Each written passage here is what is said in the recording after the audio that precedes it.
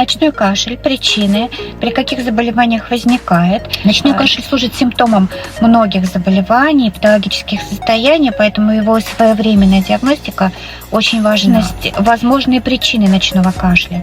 Физиологической причиной ночного кашля может быть банально. Это холодный или чрезмерно сухой воздух в помещении, при вдыхании которого происходит раздражение слизистой оболочки дыхательных путей и возникает рефлекторный кашель. Вдыхание различных химических раздражителей, например, сигаретного дыма. Ночной кашель может вызывать, естественно, различные инфекционные агенты, бактерии, вирусы, грибы, аллергены.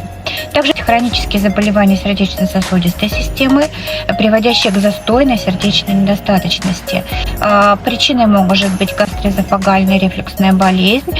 Происходит рефлекторное раздражение кашлевых рецепторов, что может приводить к кашлю в ночное время, особенно при приеме пищи непосредственно перед сном.